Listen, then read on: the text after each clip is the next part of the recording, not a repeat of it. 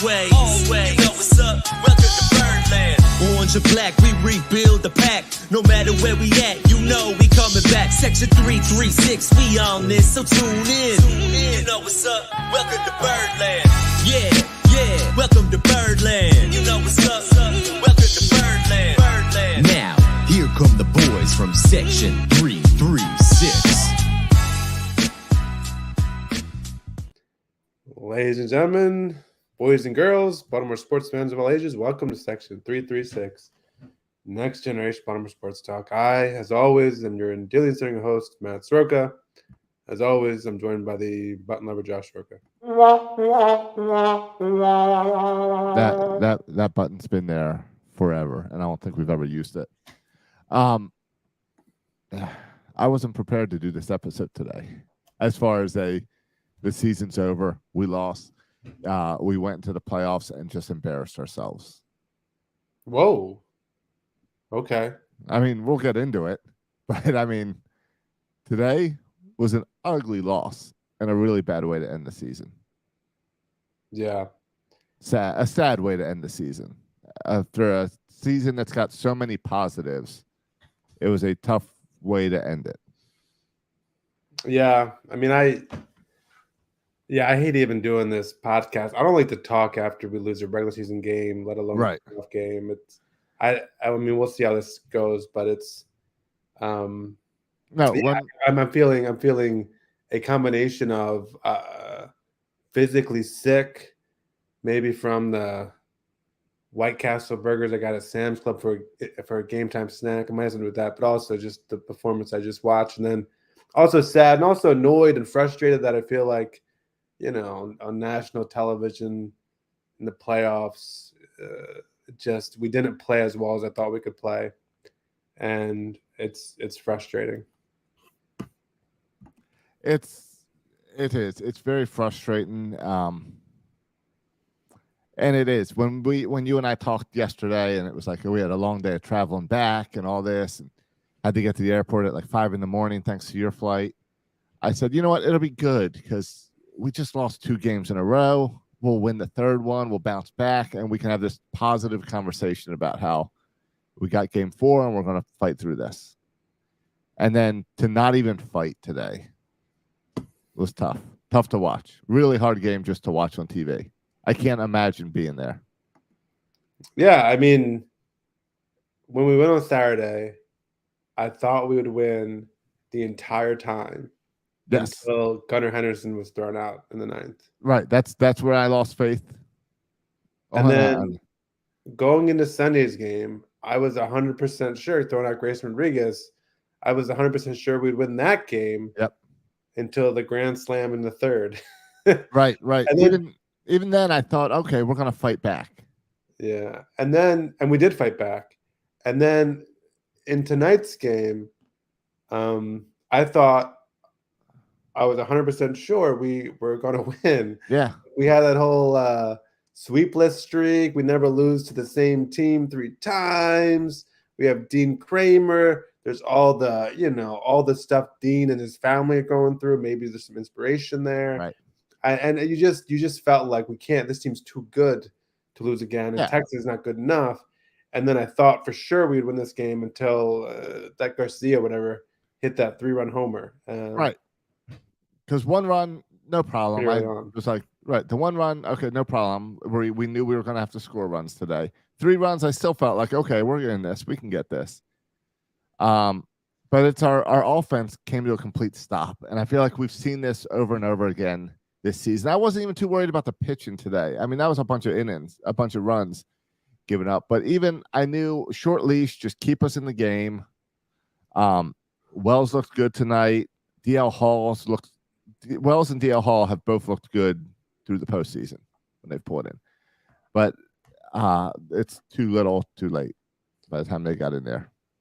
Yeah, I mean, I guess we can get into it. I don't want to do this. I don't want to do any of this, really. But, I mean, we can talk about what went wrong, and there's plenty of blame to throw around, right? You can blame the starting pitching. I think it's very fair to blame the starting pitching. We didn't have a guy go 5 innings. Right. Entire playoffs. No. Cobb he wasn't nearly as good as he's been all season. No, Grayson Kramer, both of them playoff performances, and they can't get out of the second. Right. And then, I mean, you mentioned before we could blame the offense, right? Because the offense didn't perform. We could throw some names out there. Cedric Mullins, what's he? 2 for 50 or something now? 2 for 48? But maybe 45. Okay, I don't know what the specific numbers are, but I mean, just as a whole, our offense didn't get it done. Yeah. We can blame people. You can blame the roster construction, right? Oh, why is Baker on this team and the roster construction of it all? I mean, bad luck to lose Beans. I would have much rather seen Means on the hill today. Right. Yeah, you can blame bad luck with losing Batista and losing Means. So you can just say, oh, we just got a little unfortunate. You can say, oh, we just ran into a super hot team. The Rangers are a streaky team, and they're just freaking hot, and they're hitting everything, and you just ran into a hot team. You can say that too. It's not even that they're streaky. They've scored the most runs in the American League this year. Oh, yeah, good baseball team. Yeah. And then they got their pitching. It doesn't matter if their bullpen's bad when their pitching can throw 8 innings. Right. Their starter. No, remember we wanted Eovaldi. That's the one guy won in the offseason. So it's fun to watch him shut down the Orioles and kick them out of the playoffs. So one guy won the Orioles. Yeah, exactly. And think about what that could look like if we had him. Yeah. And you can also say that, like, this is just baseball, right? I mean, I saw yesterday that Diamondbacks go up 2-0 to the Dodgers, and no one would say that the Diamondbacks are a better team than the Dodgers, but this is baseball and stuff happens. How about the 5 days rest? Doesn't seem to be working out so well. In the rest, that they're cold. They need to play every day in baseball. Yeah, right. It's been. You can take your pick. You can take your pick because so many things went wrong, and so yeah, we can talk about it all off season, how we could have done this different. But the reality is, we got beat, and we got beat pretty darn soundly. Yeah. So there's plenty of blame to go around. No, and the Rangers, the way the Rangers played against us, if they play that way in the ALCS, they're going to the World Series. They're scoring more runs. A lot of these games are low-scoring games. They're scoring a lot more. So yeah. I mean, they're a very good team. They blew through the Rays and blew through us. Yeah, and I think the Astros and Rangers will be a good series. Two good teams. It's going to be interesting to watch.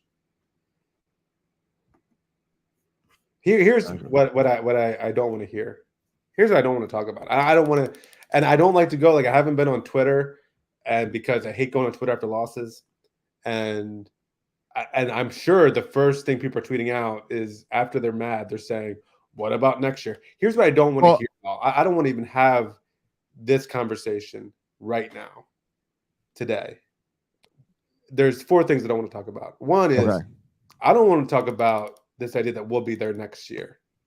Well, listen, we're gonna play offs in the next 10 years, guys. We're gonna be in there the next 10 years. So this is just year 1. We have a good core of guys, but nothing's guaranteed. Nothing's guaranteed. Padres have a good core of guys. Right. The Mets have a good roster. Who knows? And any of our key players could get hurt in the offseason. Yeah. And mess everything up. We play in a really good division. That spent money and are going to reload, and there's no guarantee that we win the division or that we make the playoffs next year. There's no guarantee. So no guarantee, but we have hope. There's things to be hopeful for that we learned this season. What I also don't want to hear, and I know we're going to talk about it, and that's fine, we do. It annoys me, the fact that we just say, let's just pat ourselves on the back. We had a great season. We won 100 games. We won the division. A lot of good stuff here, and maybe tomorrow I can talk about that and acknowledge that. But right now, this is a failure. The goal of the sport is to win it all.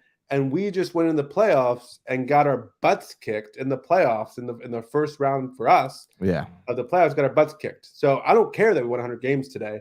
I don't care that we won the division today. I might care about that later. But right now, we just got our butts kicked. No, those are all good things. And what about the fact that we're ahead of schedule? Yeah, I don't hear that either. Supposed to be there. Yeah, that's stupid. We're still on liftoff. Yeah, it's stupid. All right. What I also don't want to hear is this playoff loss is on and put one person in there, because I just went through like 7 things. Is Brandon? Well, that's what I was going to. I don't hear because Brandon Hyde, how he used his bullpen. I see Pop Radish too early. Shut up. I see a lot of hate on Brandon Hyde and putting all of this on Brandon Hyde. But from what I could tell, Brandon Hyde didn't walk anyone. Yeah, and this is not a Ubaldo Jimenez, Zach Britton situation. No, he used his best guys. I saw that comparison with Puttin Kramer out there today. And sorry, this wasn't a Brandon Hyde putting Kramer out there and ignoring all the stuff in Israel. Him and Kramer talked, and Kramer wanted to pitch. Yeah. So you can't say, oh, well, Kramer was distracted with all of that. No. Well, then Dean Kramer was distracted for the past month before any of that happened because he hasn't been good for a little while. We looked at the stats. That's why we said we wanted Kyle Gibson in there. Yes, we were requesting as opposed to him. That's what we said. But even that, I mean, if Kyle Gibson starts this game, we still don't win it, Josh. Right, but forget it. This game shouldn't have mattered because we had Kyle Bradish and Grayson Rodriguez, our best pitchers, pitching. And there's no questioning who should have pitched game 1 and 2. It was obvious it had to be those two. And the fact that we couldn't win one of those, let alone both of those should have been wins in Baltimore and come here and be fine. Yeah, I mean, Kyle Bradish went up against their, I don't know what it was, 4, 5, 6, 7 starter. Right. It wasn't their top guy. No, we had to rely today on our 4th or 5th starter to try to save the season. Right, against their top guy. Right. Because if you put Bradish and Grayson and John Means as 1, 2, and 3, then there's a toss-up between Kramer and Gibson for 4 and 5. So it's a tough situation to be in. And so I don't want to hear that this playoff loss is on one single person. No. And I also, and this I guess my last thing I don't want to hear, and this you just mentioned it, so maybe it falls under the playoff losses on. I don't want to hear all the second guessing of managerial decisions. You can second guess like a 5-4 loss in the 12th inning or something. You can second guess the heck out of managerial decisions. Right. You really can't second guess. And no one. You can't second guess managerial decisions on that. Well, Matt, if Kerstead would have hit, he would have hit a grand slam every at bat. Yeah, and if Mateo would have started today because he was so hot last game, he would have hit a grand slam. Exactly. Yeah. You can't do that. No, you don't ever see anyone second guess plays that work. You don't see anyone saying on Sunday, "Oh, Mateo shouldn't have started." This game's on Hyde for Mateo starting. You only second guess stuff that doesn't work. It's ridiculous. Man, the people who were calling for Flaherty to pitch in game 2 instead of Baker were the same people saying Flaherty shouldn't make the playoff roster, right? It's so easy to look at something that doesn't work and second guess it. And listen, I don't think Brian Baker should have been the playoff roster. I would have taken Fuji or Cole Irvin or Josh Soroka over Brian Baker. Any of those 3 guys, I would have taken over Brian Baker. So I don't think he should be on the team. But again, I don't think we lost the playoffs because Brian Baker was on the roster. And if he was on the roster, I don't think Brandon Hyde should have ever used him. But again, I don't think that's why we lost this playoff series.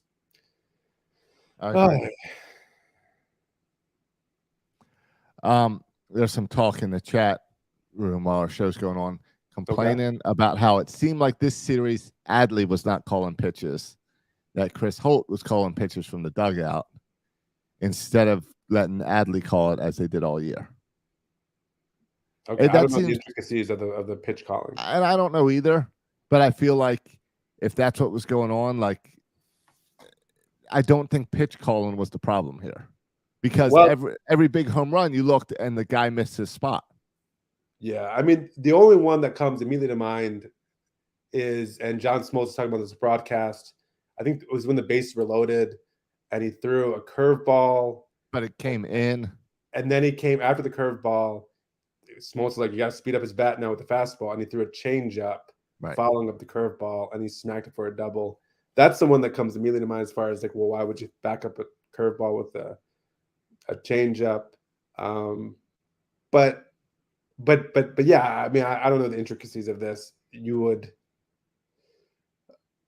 I don't know. If Adley's calling all the pitches in regular season, I guess it would make sense to him call it in the playoffs. But again, I'm sure Chris Holt called pitches in the regular season in big moments, I would assume. He studied the Rangers lineup more, but if you want to be annoyed by that, I could see that, and I'm okay with you being annoyed by that. Again, plenty of plenty of blame and annoyance to pass around here. And it's frustrating because listen, when we were hyping up the playoffs, we were like, what people are sleeping on is that Kyle Bradish was one of the best pitchers in baseball all year. That Grayson Rodriguez, when he came back from AAA, was one of the best pitchers in baseball all year. And so this weakness, everyone said we had certain pitching. We're like, you guys don't know. You guys don't know. We know. But you guys don't know that this weakness is actually a strength of ours because Kyle Bradish and Grayson Rodriguez are actually really good. And John Means is back, and he's really good too since coming back. And so it turned out what we thought, here in Baltimore was kind of a secret strength. And what the national media was saying was a weakness. What turns out they were right and we were wrong because in this small series, our starting pitching stunk, just like everyone said it did. So that's unfortunate. Yeah, I mean, it's just it's frustrating because it wasn't supposed to end this way. And even if we fought through this game, it would have been better. And like if we lost like just close games in a 5-game series, we would have came out and been like, all right, well, we need a little bit of pitching. We can get over it. We had some bad luck. All right, we can get over this. Let's celebrate the great year. Because I want to look back at this season, and I will, once I get over this frustration of these 3 games, for the success. 101 wins, winning the AL East, that's a lot of fun. This entire season was fun. It was a fun time to wear the black and orange. It was a fun time with Birdland Sports this season and see all those shirts go out, and fun to wear around Florida and people talk to me about the Orioles. So all that was fun. No, so, I don't disagree with you. That was fun. And we won 100 games and won a division. But the reason we won 100 games and we won a division is because we're a really good baseball team. And we did not show that at all at Texas. And I wonder, let's throw it back and let's redo it. Let's just erase the past 4 days, whatever it was, and redo it all. And let's start from scratch. Who's winning that series? And I still think it's the Orioles. And so I just think it's frustrating because we didn't show up when we really needed to. And again, I'm sure people are going to blame, youth, we have too many young players.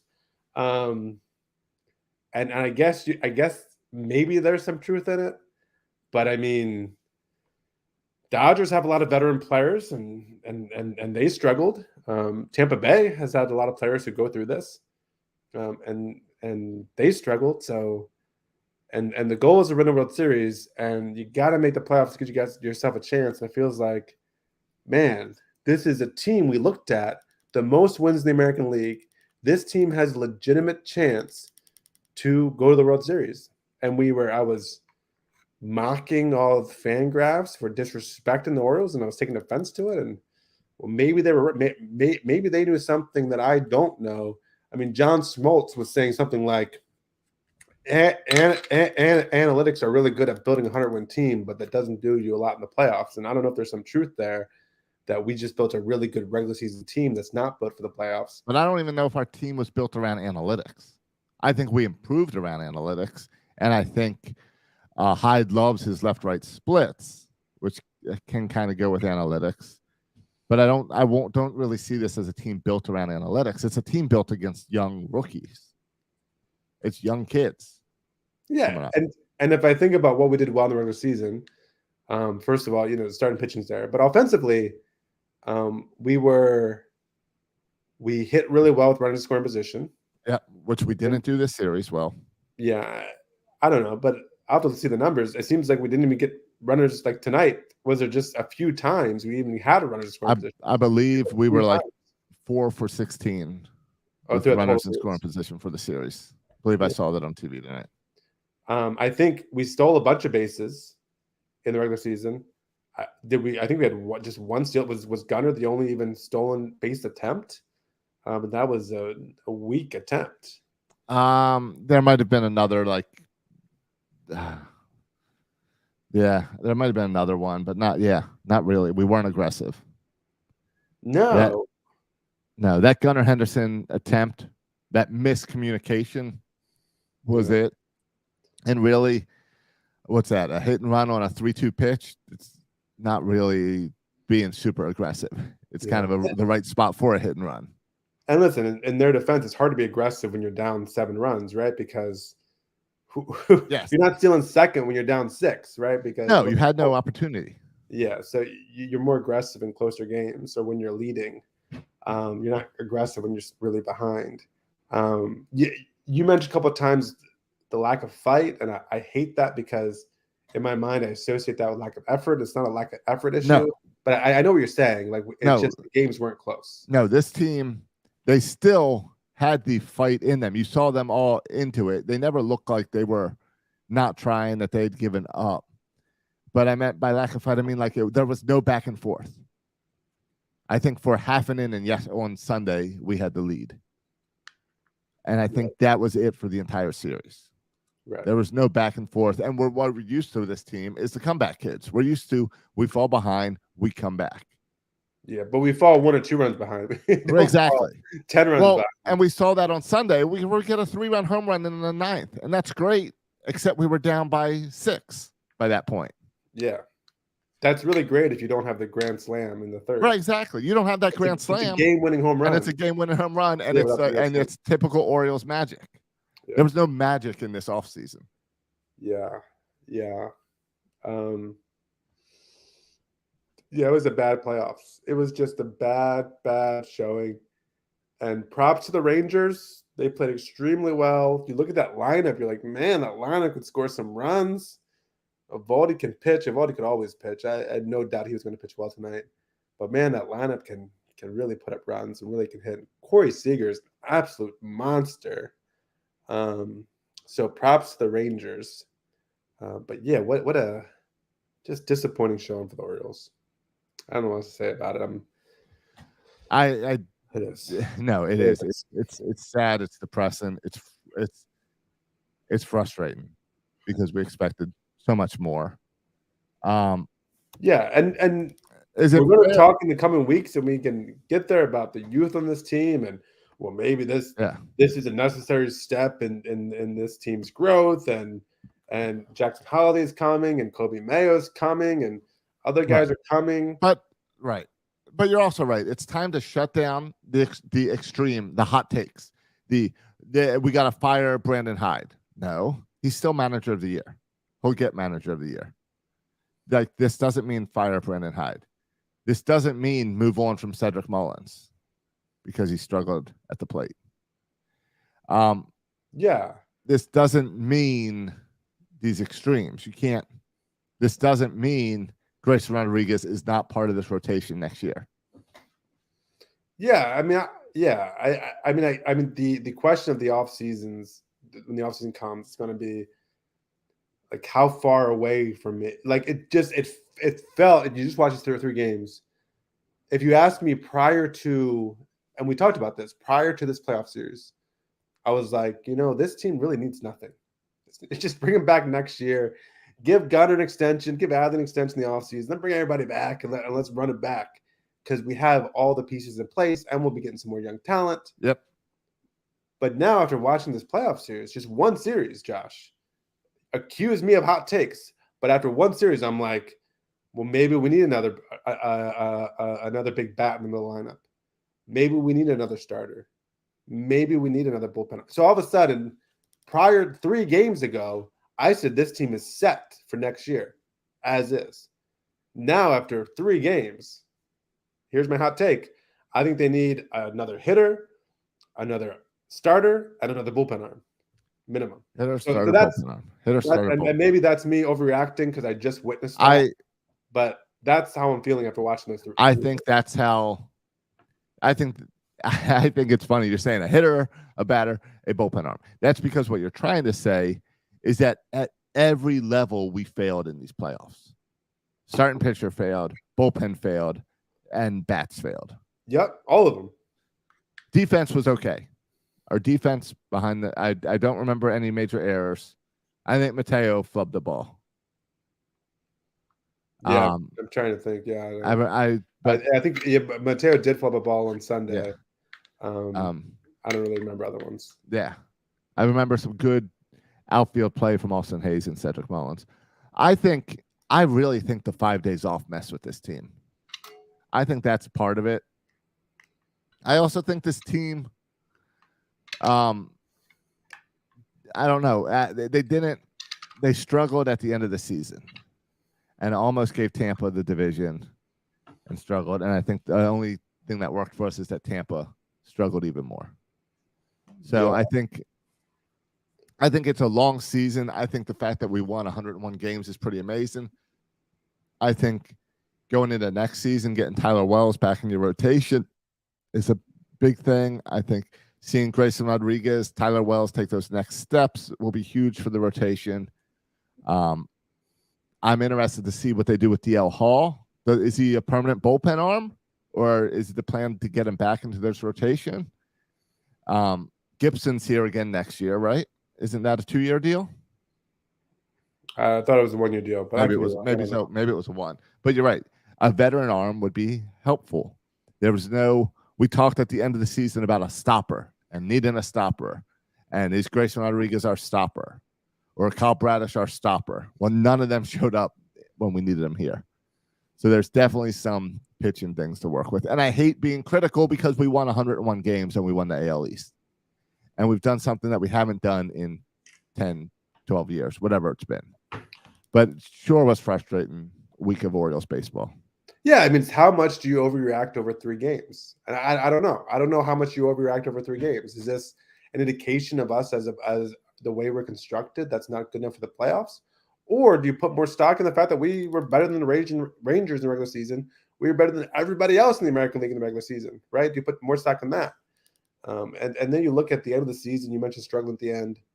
Part of that related to injuries, right? Like it hurt. Like Felix Bautista kind of took the wind out of our sails a little bit, and we're a little hopeful. Hopefully, he might come back. And it turns out he couldn't come back, and now he's actually yesterday had, I guess, successful Tommy John surgery. So his road to recovery has started, and then you had other like kind of you traded for Flaherty, and that kind of imploded on you. Like you thought. I think when Elias traded for Flaherty, he was hoping Flaherty would be one of these guys starting a playoff game. I think that was the hope, that Flaherty could be that 3rd or 4th starter for you. That didn't work out at all. We also had to trade for Fujinami, which obviously was an up and down thing, but he wasn't good enough to make the roster. So you're like, oh, that didn't work out in the second half of the season either. So there were like some legitimate things that kind of got in the way the second half of the year. That some I guess some cracks in the armor, if you will, the second half of the year. Yeah, and Billy Joel. Of course, we got to blame Billy Joel. Oh man, the traffic mess. I've never seen anything like it. You never seen anything like it. If it was a night game, we would have won. 1 o'clock game, we don't play well on day games. Yeah, I don't know if that's a real stat. I'm just trying to come up with more excuses for this team. You know what I feel like? I feel like the people who try to give excuses for why they don't go to Oriole games. And they're like, oh, violence, murders, the weather. Traffic. That's what people at Tampa Bay said. Yeah. While we're flying across multiple states. My man Scotty Spliffin in the comments, flying from Sacramento to go to games. He's not complaining about traffic. So, yeah, and listen, Oriole fans showed up, by the way. Oh, yeah. Great crowd. Let's talk about a little bit of positives. The home games were fun for the crowd. The crowd was into it, especially that first game being delayed with the rain. By the time they got to the introductions, like people were in their seats, it was packed, and it was just everyone was hyped up. It was loud. It was the O for Joan Jett was loud. The cheering for each introduction. They were cheering on the players as they ran out for warm-ups and stretches. So it was loud. It was fun. Yeah, it was fun. Yeah, almost all the fans were into it. I mean, how many people were there? 46,000. And I think 45,999 were into it, standing on every pitch, except the lady in front of me was not into it. She was the one out of the 46,000 who didn't want to stand. Right. She was irritated. Other people were standing around her. But everybody else, super into the game, pumped about it. So, yeah, it was a great crowd. Yeah, she wanted the usher to tell people to sit down. Yeah, listen, I don't blame her. She was not expecting, doesn't know about playoff baseball. No, and It's one of the reasons I didn't take my son is because he's small and people be standing all the time, and I knew he wouldn't be able to see him, be get upset. Like people don't know how playoff baseball works. So we don't go there very often, and no one knows. I had that thought multiple times attending both game 1 and game 2, watching other people. That you don't know how playoff baseball works. Yeah, you've never been around this baseball. Yeah. You don't. I mean, that's fine because we haven't been there very often, so it's not their fault. No, so maybe this was a introduction to playoff baseball for the Oriole fan as well. Yeah, if you don't want to stand during a game, maybe just watch from home. But this season was fun. The getting into the playoffs was fun. I don't like the 5 days off. I think they've only done it for 2 years now, and I think I think MLB teams are going to push back against it and say, "Hey, we won the division, and then we come in, rested and not on fire." Where the wild card team comes in like bats blazing, all warmed up, ready to go. So I think maybe they go back to a 1-game wild card in the future or something in order to try to avoid those 5 days off. That's not zero chance. I know. The problem is TV revenue. Money. It's all money. You never do. No sport has ever done less of anything. You're right. It's all about money. Always more games. Yeah. I mean, I think it is a disadvantage for the hitters. It is an advantage for the pitchers because it's definitely an advantage for the pitchers. We can line up a rotation. Texas was not able to line up the rotation. Maybe they maybe they reseed or something to try to balance out the division winners. It was interesting. Texas chose to start 2 lefties in Camden Yards. Yeah. Not even their best pitchers. Well, Montgomery's good, but the other guy, I think my opinion is it had almost all to do with the fact that they're left-handed and throw with their left hand. Right. Because of the wall. Yards. Yeah, because of the wall. So if you throw a lefty, Hyde's going to throw out his righty lineup, which means when they hit home runs, they're trying to hit it over that great big wall.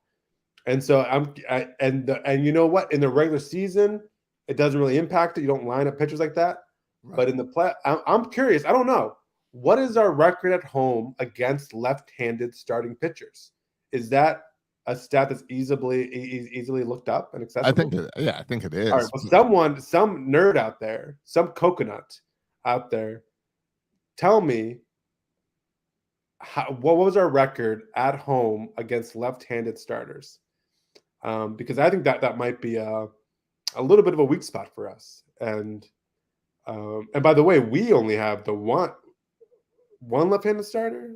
I mean, before John Means, was it just Cole Irvin was our only left-handed starter when he started? So we very right-handed heavy starting rotation for us, which means other teams could line up their lefties to hit it onto Utah Street. So all right, I've got some splits. Okay, there's no way, Josh. You are not adept enough to know how Baseball Reference works to figure out that stat this quickly. I have zero faith that whatever you're going to say is going to be relevant to what I was saying. But go ahead and share your stats anyway. All right, let's see. Versus here we go. All right, this is at home versus left-handed starters. All right, let's see at home. I just wanted you to account for these 2 factors. Yeah, the funny thing is, all right, let's see. I've got the stats versus left. I've got the stats at home. I'm trying to find the stats of the 2 combined. But you need to combine them. Huh? Yeah. No, but I've got the stats. But I found this interesting: left versus rights. Okay. Yeah, fine. Versus lefts, we have 53 home runs this season. During versus right-handed pitchers, 133 home runs. I don't know if that's interesting or not, Josh. It probably is. Because you want to know if it's at home because of the wall? Yeah, or like how many innings pitched, right? Because presumably they're more righties in baseball than lefties. So telling me that they hit more against righty, well, maybe they just maybe they played a lot more righties. Okay. That's not. I mean, it's probably true that they hit less home runs per average off lefties than righties, but that doesn't tell me that. All right. Well, I will. No, you don't even look it up, Judge. No, I'll The tell the Orioles to look it up for me because you can't find that. The Baltimore Orioles hit .236 against left-handed pitchers at home this season.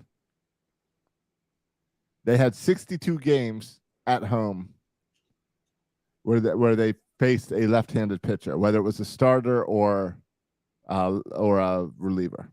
Okay. At home, they have 19 home runs versus a lefty, and 757 at bats versus a lefty. Well, 859 plate appearances and 19 home runs. That's abysmal. Yeah. Do you want to know what it is versus righties at home? It's a lot more than 19. Let's see. We batted .255 at home against righties. That's 20 points higher. We had 2,000 plate appearances, 2,052 plate appearances, and we hit 67 home runs. Yeah. I'll do the math here. So it sounds like we had 4 times many at bats against righties. Now this is math getting really complicated. Wait, maybe the wall hurts us more than it helps us. Yeah. I'm just saying,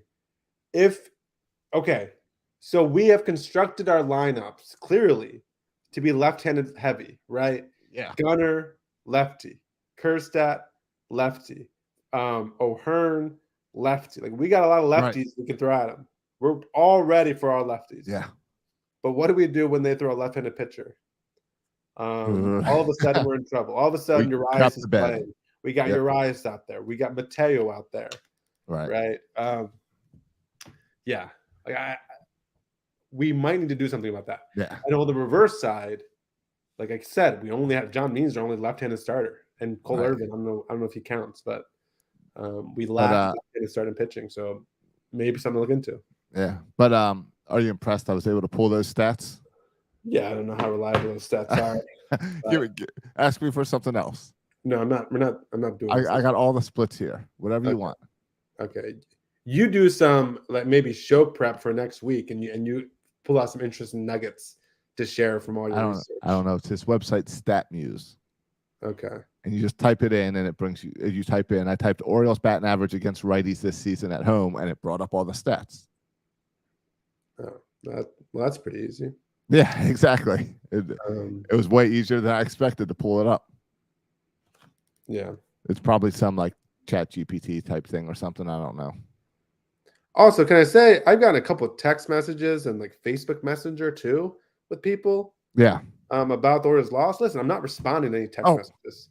Don't text me when they lose.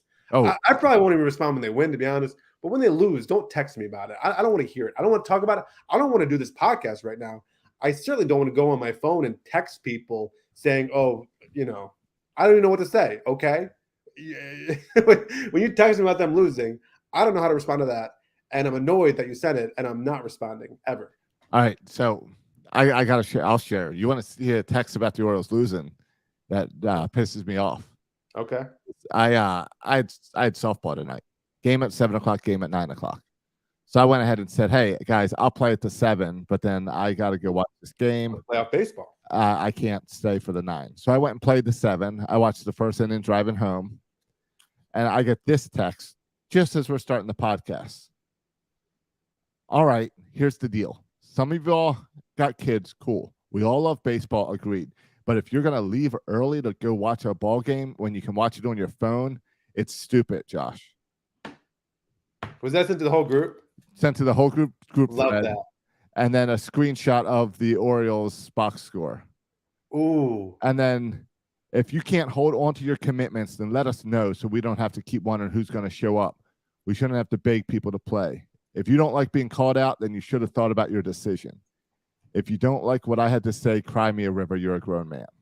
Oh my gosh. I love it when a whiny baby calls someone else a baby and say, grow up. I responded. I said, not even sure whose number this is, but whoever's calling me out for not playing at 9 because of the Oriole game clearly doesn't know me.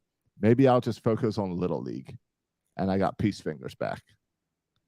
So I might have just quit my softball team over some stupid guy. And I don't even know whose number. I don't even know who it is on the softball team because I don't I play with a bunch of guys I don't know that well, and I don't have his phone number in there. Yeah, he's probably 22 years old. A fan of the Florida Gators or something. He doesn't understand sports commitments and Yes. fandom. And clearly doesn't understand that not only did I have to watch the game, we got to talk about it after this. And there's no way I can focus on that game. What he should have texted me is, hey, Josh, congratulations on that home run, probably the longest ball you ever hit in your life during that 7 o'clock game. That's what he should have sent, because I had a great hit in the first game. Oh, yeah. Yeah. But I want to let that make you quit because he's just one jerk. And I know. He's a random jerk. I know. But on every team, there's random jerks. And I'm sure the other guys are more understanding that random jerk. It's just an example of like just a stupid text to get. Yeah, I would have taken that off the group and I would have sent a nice little private chat to him, asking for his name and address, maybe. What a little dweeb that dude is. Right. But yeah, that's annoying. So yeah, that's annoying, more annoying than like I just got like the tough loss text. No, and that, I understand that. And that tough loss irritated me.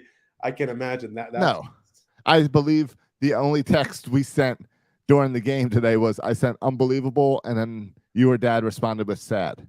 I mean, the fact that this guy thinks his stupid fall softball game on some random night is more important than a playoff game for a team you've been following your entire life who hasn't won a playoff game in so many years. It's so insane to me that I think this guy should be not playing sports. Like, I think whoever texted that should not be playing sports. Honestly, it's such a horrendous text message to send. And just the more I think about it, the more insane I think that is to send someone, especially because you're playing another sport. People should appreciate like sports when you're playing a sport, like their fanaticism, and understand the difference between a rec league softball team and actual real professional sports. And a playoff game that, like, sorry, it's a lot of people. I know a lot of people don't understand it, but the Orioles is like family to us. And he's one of those guys that get mad when a player takes off someday in June because their wife's having a baby. Right. And he gets mad at the guy for taking off. Get your priorities straight, dude. Right. You got a game here. He's probably mad because I missed last week because I had to coach a little league game. Yeah. But guess what? I'm a 43-year-old man playing softball. Everything else in my life's a priority before softball. Yeah. Just how it goes. Yeah, I think that's a normal position to take. Yeah, exactly. So I don't know. I'm annoyed you shared that mess with me. I know. I see Scotty in the chat is also texting that he's angry about this text. It's making me. Can I show you? Here? I'll take you. Let me share a good story then. Let's end with this. All right, let's talk Little League. All right. Because I told you we had a tough loss while you and I were up in Maryland. The Little League Orioles, and sure. And you and I had a great time up in Maryland going to the games. It was worth great to hang out with Dad. Yeah, a lot of fun with playoff good baseball. Seats, 388, row 1. Surprisingly good seats. Yeah. I am shocked how much fun 388 is. Well, row 1. I don't know. Row 1. Row 1. No, row 1. Yeah. It'd be even more amazing if people understood it's playoff baseball and you don't get up out of your seat every 2 seconds. That bothers me zero. I was actually annoyed. How about that? Because all you got to do, you get this extra room in row 1. You just got to move your knees to a little angle, very little effort, and they can get by. I don't understand what the deal is. It was twice an inning. You just move the knee and back and move twice the knee. It's irritating. It's irritating. It's almost as irritating as having a whole row to myself on an unfilled airplane, and then a couple decides they want to sit next to me, so then I have the only middle seat with an occupant. On my plane ride home. But there was the aisle seat was open next to me. I was able to scoot over, but that's a very stressful situation because I was like middle of the flight, got in there, and then you just watch everybody come in. Please, no one sit in the seat next to me. Please, no one. Like every person is stressing me out. No, they're going to do it, and then they didn't, and I was able to move over to the aisle and had a space in between. Oh, good.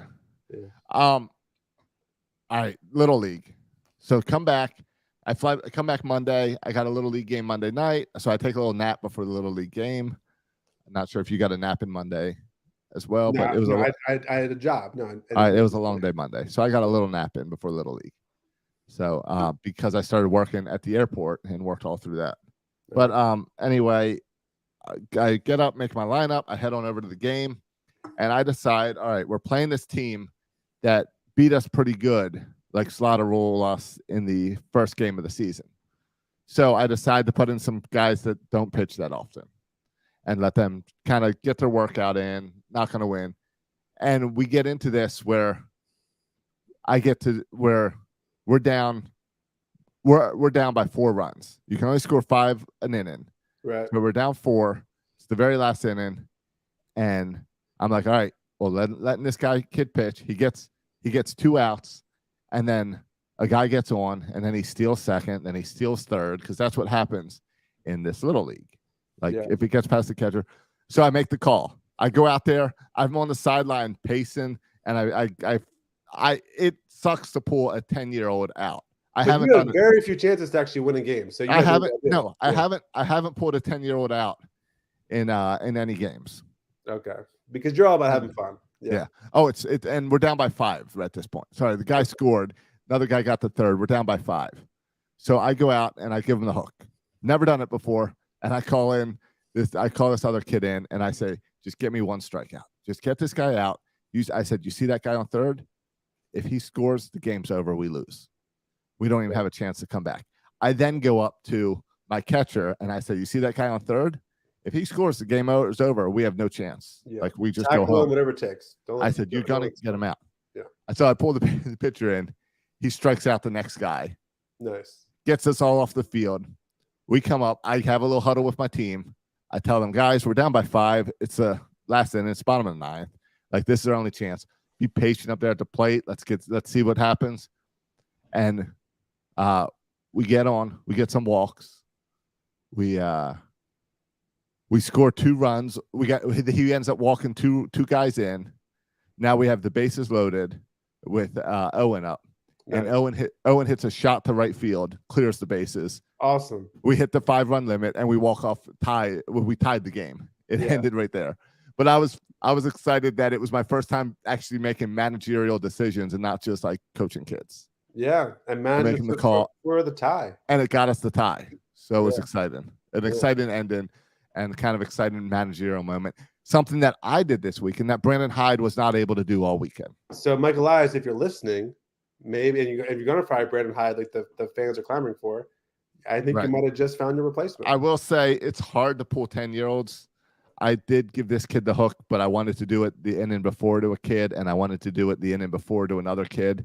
And if I would have done that, maybe we would have won instead of tied. But I was just glad I at least did it. Because it's 10-year-olds. You want to keep giving them chances. If you can't pull a 10-year-old, you got no chance at pulling Max Scherzer out of a game. Exactly.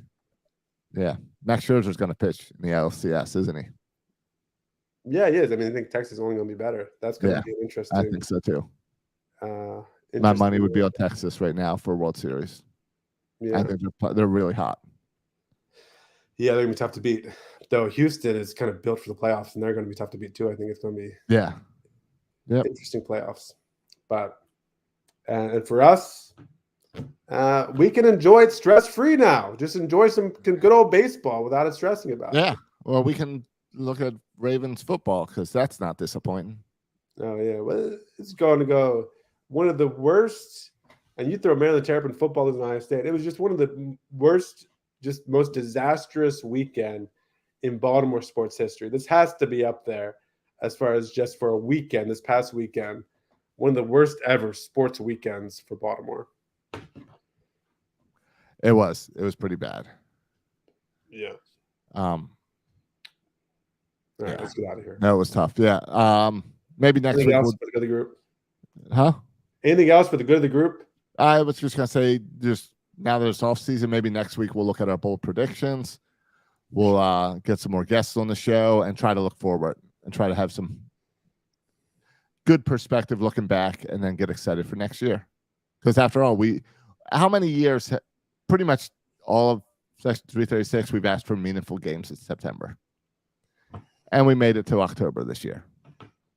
So yeah, October 10th. Good run. Yeah, not a bad run. Yeah. I hope we can make it to November soon, but October's better than July. Yeah, and now we can, pay attention to see if an actual lease is signed. Oh, I forgot about that. Yeah. So, We haven't even gotten into that. yeah. Oh, I mean, it's going to be. I mean, Hey. I know Berlin's excited. For me, it's like I'm interested in what's going to happen with the ownership with Angelos and with. Are we going to sign a lease? Are we going to sign any players? Are we going to extend any players? I mean, all right. is this Maybe a one-hit wonder, or are we building something special here? I think this offseason will tell us some stuff. Let me see if Connolly's available. Let's get him to talk about John Angelos. Oh yeah, he'll drop some facts. Let's see if he can open the books for us. Yeah. He won't hold back with his opinions on him. Yep.